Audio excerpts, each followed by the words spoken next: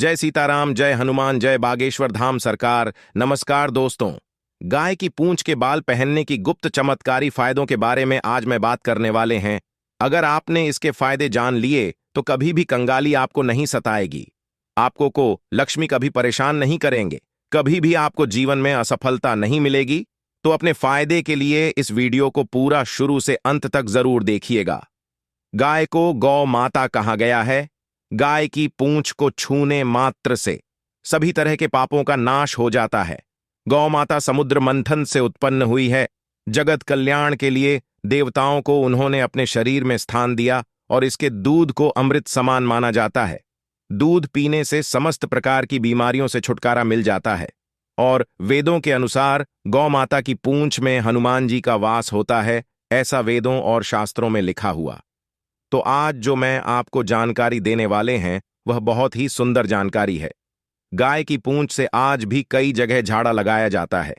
अगर किसी को नजर दोष हो, नजर उतारना हो, तो गौ माता की पूंछ के जो बाल होते हैं, इससे झाड़ा लगाने मात्र से तत्काल ही बुरी नजर उतर जाती है और गाय से मिलने वाले दूध, घी, मक्खन, दही, गोबर को मुद्रित ही पंचगव्य के बहुत ही अनेकों फायदे हैं। यह हजारों रोगों की दवा है। आज भी कैंसर जैसी बड़ी बीमारी से छुटकारा पाने के लिए गौ माता के पंचगव्य से बने हुए रत्न का प्रयोग किया जाता है। आज की वीडियो बहुत ही सुंदर है। अगर आप हिंदू हैं तो इस पूरी जानकारी को बहुत ही ध्यान से सुनिए। तो चलिए बताते हैं जो आपको गाय की पूंछ के चमत्कारी फायदों के बारे में।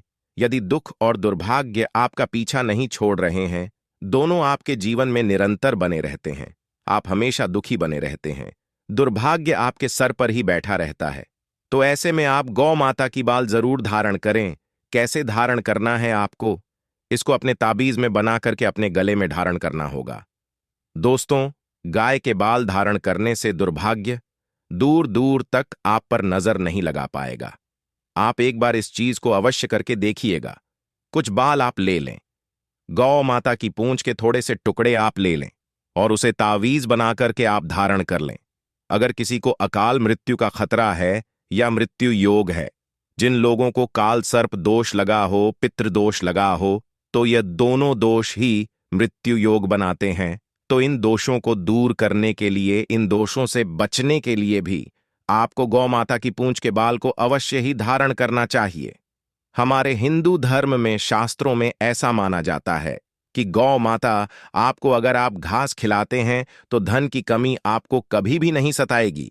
जो लोग धनवान बनना चाहते हैं, ऐसे व्यक्ति मनोकामना को बोलते हुए गौ माता को घास अवश्य खिलाएं। नकारात्मक शक्ति आपसे हमेशा दूर भागेगी। मंगल दोष को दूर करने के लिए, विवाह में रुकावट के कारण अगर संतान प्राप्ति नहीं हो पा रही है, तो संतान प्राप्ति के लिए, पुत्र प्राप्ति के लिए, नौकरी व्यवसाय के लिए भी आप इसे धारण कर सकते हैं। लेकिन उनके अलग अलग नियम हैं। तो आपको क्या करना होगा?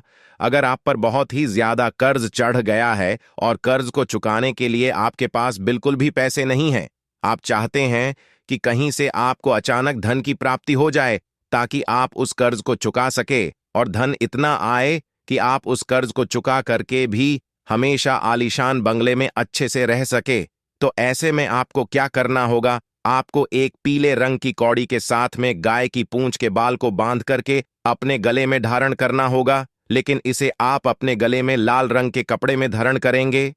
इस बात का विशेष रूप से आपको ध्यान रखना है कि आपको लाल रंग के कपड़े में ही एक कौड़ी और थोड़ी सी गाय की पूंछ के बालों को धारण करना होगा और इसे आप शुक्रवार के दिन धारण करें, क्योंकि कौड़ी जो होती है वह मां लक्ष्मी की प्रिय होती है और कौड़ियां भी समुद्र मंथन से ही उत्पन्न हुई थी। अगर किसी व्यक्ति को रक्त संबंधी बीमारी हो गई हो या किसी प्रकार की अगर रक्त संबंधी बीमारी है, तो ऐसे में उसे गौ माता के पूंछ के बाल धारण करवा देना चाहिए, क्योंकि गौ माता की पूंछ में हनुमान जी का वास होता है। हनुमान जी महाराज मंगल का स्वरूप माने जाते हैं।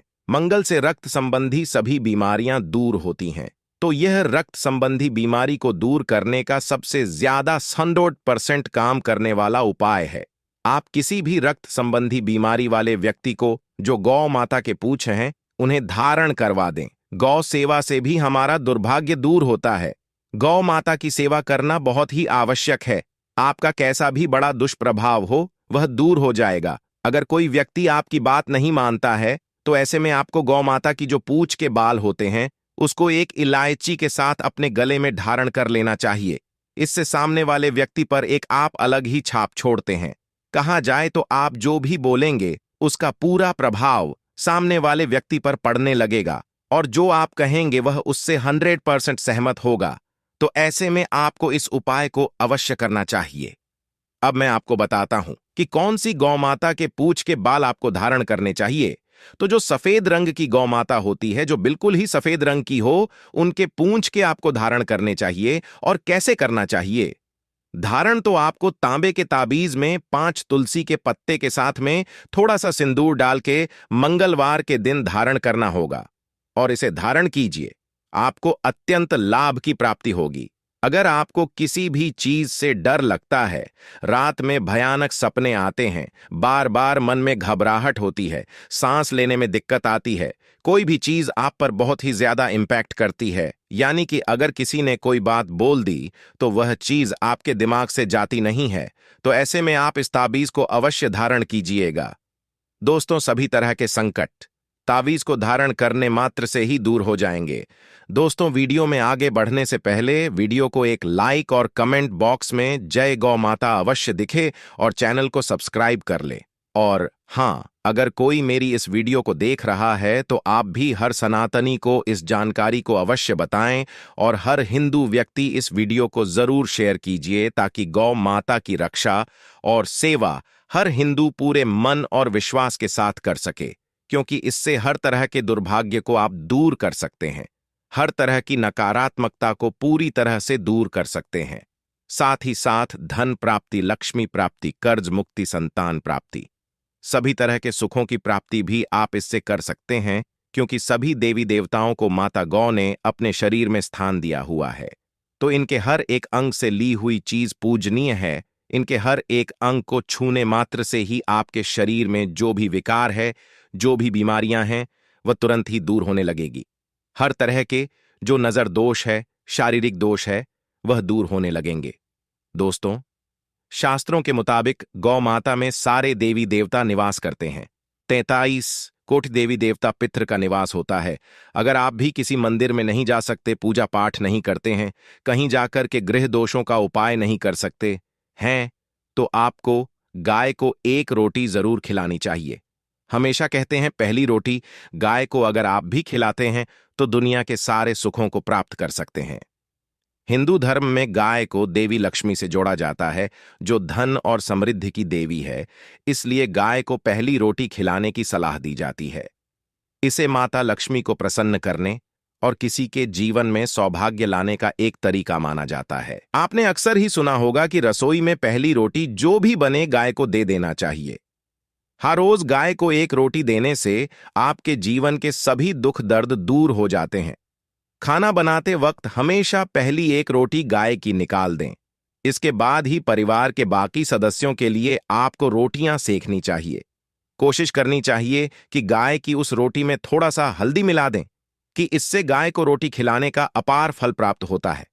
अगर एकादशी का दिन हो तो आटे की छोटी सी लोई बना ले और उसमें हल्दी मिलाकर गाय को आपको खिलाना चाहिए। आपके जीवन में शुभता आती है, वैभव आता है, धन संपत्ति का वास होता है। आप जो भी हासिल करना चाहते हैं जिंदगी में, तो आप देखेंगे कि तुरंत आपको मिनटों में वह हासिल होता है। और अगर आपको लगता है कि आपके सभी ग्रह खराब है, तो ऐसे में गाय को पहली रोटी रोज खिलाएं। सभी ग्रह धीरे धीरे शुभ हो जाएंगे। कभी कभी जीवन में लंबे समय से कोई शुभ मंगल कार्य नहीं हो रहे होते, तब ऐसे में आप गाय को रोटी खिलाएं। गाय के मस्तक को छूकर अपनी मन्नत कहे प्रणाम करें तो आपकी मन्नत जरूर पूरी होगी। तो यह था गाय को आप क्या खिलाए उसके बारे में, लेकिन गाय को क्या नहीं खिलाना चाहिए। अब हम जानते हैं दोस्तों, रोटी तो हर कोई खिलाता है। गाय की रोटी बांसी नहीं होनी चाहिए, यानी कि एक दिन पहले की जो रोटी बनी रहती है और आप दूसरे दिन खिला देते हैं, सुबह सुबह वह नहीं खिलाना चाहिए। कई बार आप रोटी बना लेते हैं और उस दिन गाय मिलती नहीं तो रोटी रखी रह जाती है, फिर वह अगले दिन गाय को खिलाने से गाय का अपमान माना जाता है, वह रोटी बासी कहलाती है। इसीलिए गाय को एक दिन पहले की बची हुई रोटी नहीं खिलानी चाहिए। सड़ी गली चीजें, खराब चीजें गाय को मत खिलाइए, इससे घर में परेशानी आती है। अपनी आदत को बदलिए। अगर आप ऐसा करते हैं तो इससे घर में तकलीफ आती है। तो मुझे उम्मीद है आज के इस वीडियो को आप सभी ने बहुत ही ध्यान से सुना होगा और आपको यह वीडियो पसंद आई होगी, क्योंकि हम ऐसे ही प्राचीन शास्त्रीय वीडियो लाते रहते हैं। आज के वीडियो में बस इतना ही। धन्यवाद।